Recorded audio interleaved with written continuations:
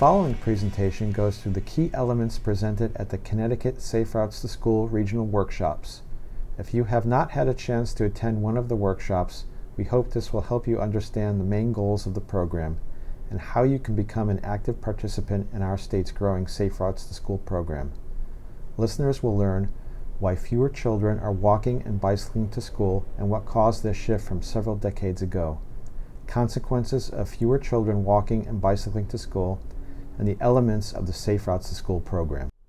Safe Routes to School programs empower communities to make walking and bicycling to school a safer, more popular way to get to school. We're here today to talk about the benefits of walking and bicycling for children, what's keeping kids from walking and bicycling to school, and how Safe Routes to School programs can help. Let's begin by framing the issue. A major decrease in the number of children who walk and bicycle to school has occurred over the last generation or so. This decline has resulted in unattended and far-reaching consequences for both our children's lives and our own. Let's explore these topics in more detail. The presenters today will be Jeff Max Tudis from AECOM, Dawn Tucker from AECOM, and Robert Gomez from VN Engineers. What is the Safe Routes to School program? It is a sustained effort by parents, schools, community leaders, and local, state, and federal governments to improve the health and well-being of children by enabling and encouraging them to walk and bike to school. What do Safe Routes to School programs do? Examine conditions around schools and conduct projects and activities that improve safety and reduce traffic and air pollution in the vicinity of schools. Make biking and walking to school a safer and more appealing choice. The goals of a Safe Routes to School program are to enable and encourage school children to walk and bicycle to school, facilitate projects and activities to improve safety and reduce traffic, fuel consumption, and air pollution around schools, and make walking and bicycling to school safer to encourage a healthy and active lifestyle. The federal Safe Routes to School program in this country began in 2001. The Safe Routes to School program in Connecticut started in 2006. The Safe Routes to School program is administered by the Federal Highway Administration through state departments of transportation. Why do we need Safe Routes to School programs? The next few slides discuss what has changed over time, impacts on children, and benefits of Safe Routes to School programs. As children, how many of you walked or biked to school? Do your children, grandchildren, or friends' children walk or bike to school? Today, fewer children are walking and biking, and more parents are driving. Only a generation ago, children routinely traveled around their neighborhoods either on foot or on bike. Walking and bicycling were common ways to get to school. Today, few children, ages 5 to 14, walk or bike. And as traffic increases, parents become even more convinced that it is unsafe for their children to walk. They begin driving their children to school, thereby adding even more cars to the morning chaos. For most communities, this picture is the norm. Parents driving their children to school make up 20 to 25% of the morning commute. Let's dig a little deeper to discover the underlying reasons for this shift in transportation habits. How have schools changed? How have parents and students changed? What are the community issues involved? What keeps you or your children from walking or biking to school? The Centers for Disease Control and Prevention studied how many children walk and bike to school and what barriers parents report that keep them from allowing their children to walk or bike to school. Parents say that distance, which we've already discussed, traffic dangers, and adverse weather are the main reasons why their children don't bike or walk to school. Let's talk briefly about each of these barriers. Barrier 1, distance. Some locations have changed a lot in recent years. A generation or more ago, schools were small and located in the centers of communities. The close proximity of schools to residential neighborhoods encouraged walking and biking. Today, schools are built to accommodate a far larger number of students. In 2006-2007 school year, the average school attendance for elementary and secondary schools was 521 students. Schools are increasingly being built on fringe and on the periphery of towns and cities. This means that neighborhoods often aren't connected to schools. The reason for this change include current land use patterns, school siting issues, lack of coordination between planners and school officials, and lower upfront costs for land.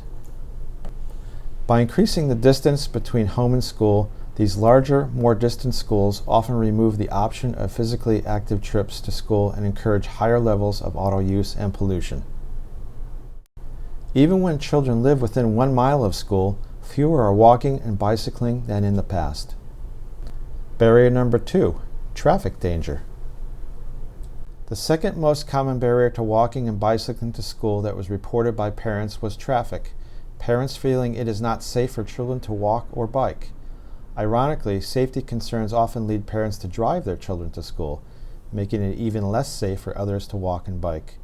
But we also need to acknowledge that many of pedestrian and bicycle injuries and fatalities could likely be avoided if streets were made safer for walking and biking. Adverse weather was the third most cited reason parents gave for their children not walking or bicycling to school. However, the weather hasn't changed much since a generation ago, when so many children walked or biked. Safe routes to school efforts have been very successful in climates with all kinds of weather, from cities across Canada to Chicago and Minneapolis and Arlington, Massachusetts. Parents state fear of crime is an obstacle to walking and biking to school.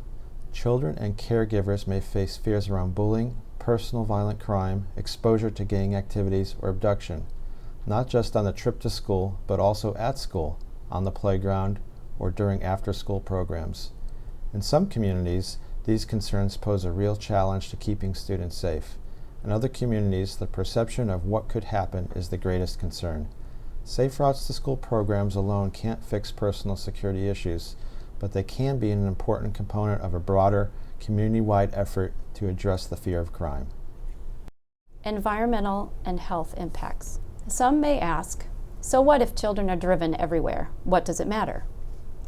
Now let's take a look at the unintended environmental and health consequences of less walking and bicycling. One of the benefits of Safe Routes to School programs is that they help to reduce auto emissions by encouraging alternative forms of transportation, such as walking and biking. An EPA report found that schools placed in neighborhoods near residential areas with good street and sidewalk networks have more students arriving by bicycle and on foot. And air quality is also measurably better at such locations. We've talked about health as far as air quality is concerned. Another major health factor is the need we all have to be physically active. Many kids today are not getting the physical activity that they need.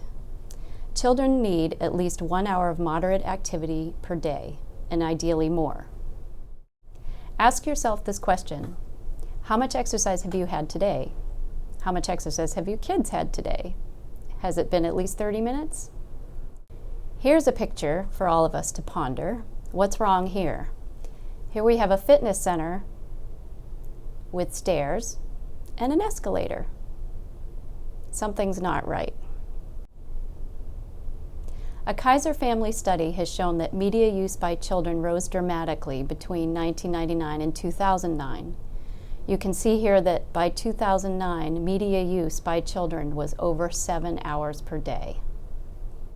Less active children are more likely to be overweight.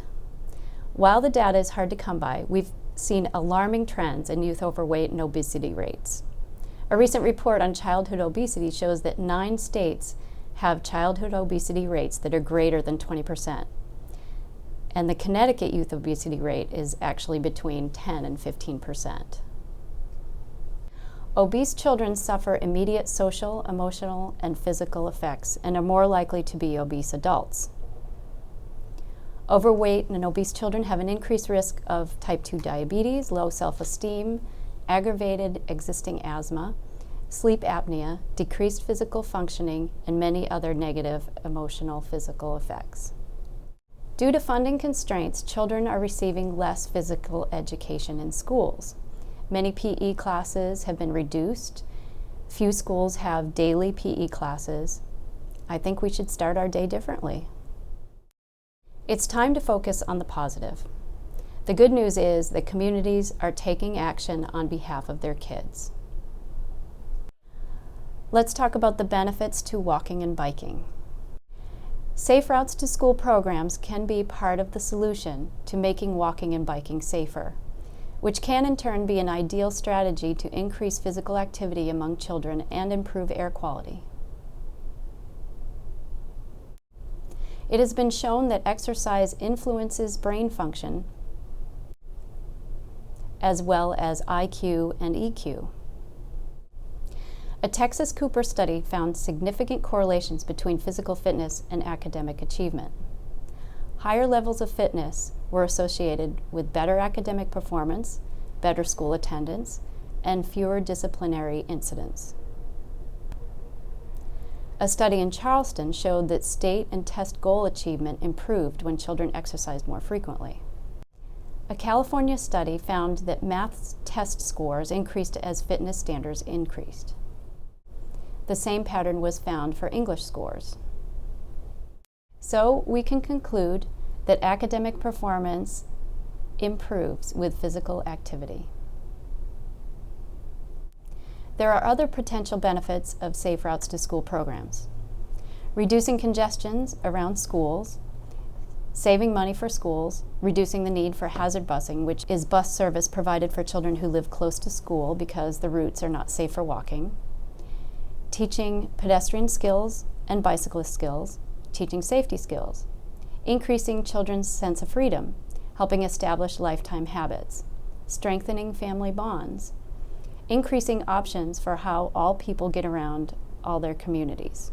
And finally, funding construction projects that benefit local economies. We will now discuss the elements of the Safe Routes to School program. Safe Routes to School programs employ the 5 E's: education, encouragement, enforcement, engineering, and evaluation to achieve its goals. Education programs can have long-lasting effects. They teach students safety skills for walking and bicycling, and inform parents and other drivers how to drive more safely around pedestrians and bicyclists. Children are taught basic and specific pedestrian and bicycle safety skills that allow them to travel safely to and from school. Skills that they can develop include general pedestrian and bicycling safety, look left, look right, look left, navigation in their home neighborhoods, and bicycle rules of the road. Walking and biking safety information is available on many websites, such as walkitbikeitct.org. Many educational tools are available to promote walking and biking to school, such as activity sheets that combine math and safety skills, sheets that describe educational activities, and walkability checklists that are used to assess the current conditions of the walking environment. Educational activities include identifying the best walking routes to school, developing and planning parent-led bike trains, and holding bicycle rodeos that teach children bicycle safety skills. Encouragement strategies, such as contests and rewards, are an essential part of most Safe Routes to School programs. They can be the easiest part of a program to start up, and the emphasis is on having fun. Here are some other examples of ways to encourage walking and biking: school and community programs to support walking and bike riding, school events, walking and riding clubs with small incentives and rewards. This slide summarizes more examples of events and programs and rewards and incentives: National Walk to School Day, Walk Wednesdays, Footloose Fridays, winter walking, turkey trot, contests, stickers, bracelets, zipper pulls, pencils, gift certificates, and have principals and teachers wear wigs and face paint. These pictures show school and community Safe Routes to School events. Schools and classes can develop friendly competitions to encourage walking and biking to school. Walking school buses and bike trains are also fun ways to promote social interaction as well as the goals of the Safe Routes to School program. Giving small rewards to children participating in Safe Routes to School programs helps to promote the program and encourages greater use. The primary goals of enforcement programs are to increase awareness of laws protecting children walking and bicycling and improve driver behavior, slower speeds, increased yielding to pedestrians. The role of the police officer in the Safe Routes to School programs goes beyond enforcement and is often included in all phases of the program. Signage is a critical element so that traffic laws are enforceable by police. This includes signage at crosswalks, parking areas, drop-off pickup areas, speed limits, and school zones. Engineering deals with the built environment and projects that work to create safer places to walk or bike. School zones are mechanisms that reduce the posted speed limit at all schools to 20 miles per hour. Studies have found that in vehicle crashes with pedestrians, the severity of injuries increase with vehicle speed. Therefore, it is important to reduce vehicle traffic speeds near schools. It is important to both sign and enforce speed limits at schools. Restricting traffic movements at specific times around schools can be an effective method to control traffic. Signage must be clear to motorists and pedestrians to be effective, not like this sign. There are many inexpensive engineering elements and devices that can be implemented on roadways at a school to improve safety, such as signs, traffic islands, paint, and handicap ramps. Sidewalks, along with visible and clear crosswalks and handicap ramps, are necessary in and around a school. Slowing vehicle speeds and increasing driver awareness are critical at crosswalk locations.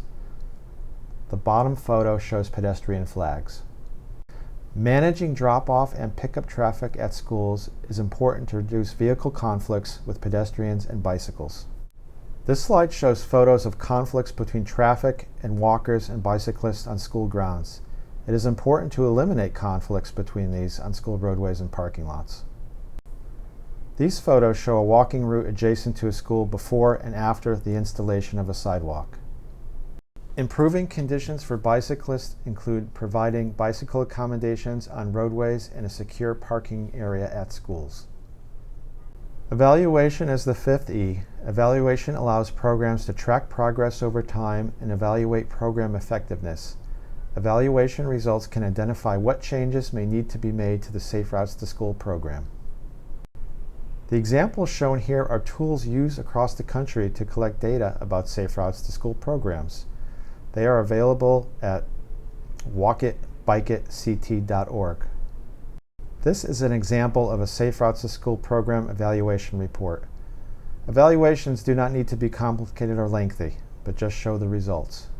The next slides will show you how to start a Safe Routes to School program here in Connecticut. This information can be found on our website at walkitbikeitct.org.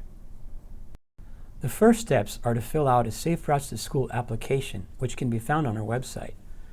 If you have any questions or need any help, please email us at info@walkitbikeitct.org or call us at 203-234-7862. A critical element in the process is identifying a Safe Routes to School champion who can dedicate time and energy to the program. This is typically a parent or school principal or teacher. We can come to your school and present to the PTA or PTO and introduce the program and tell you how to get one started in your school. It's a good idea to start a Safe Routes to School committee to help plan and organize events and hold a kickoff meeting to get things going. Bringing together the right people to start and operate the program is essential to its success. The next step includes collecting existing information and identifying issues and concerns. Parents can do a quick walk around the school and identify the key issues that the committee can focus on. Inventory existing conditions, look at sidewalks, look at traffic volumes, how do children get to school, identify your local school's issues. The next steps are to begin and develop strategies and solutions to address these issues that your school faces. It is important to try to implement some easier solutions at the beginning of the program to demonstrate success early on. Remember the 5 E's. Safety is first, prioritize solutions, and identify low-hanging fruit. Plan the work and work the plan. Develop a plan of how the program will work and be evaluated. Develop a schedule for your strategies. Education, encouragement, and engineering. Create a map of the study area. Identify how your program will be evaluated and host a kickoff meeting. Invite local media. It is important to keep the energy and momentum of the program going. This is why the role of the Safe Routes to School champion is so important. Continue to have regular Safe Routes to School meetings. Follow your progress, identify issues, and stay energized. Make adjustments to the program as you go. Add elements, recruit volunteers, and continue education and encouragement. It's also a good idea to measure and publicize the success of your program. Evaluate the program and make changes as necessary. Set goals and use surveys to measure your plan's effectiveness.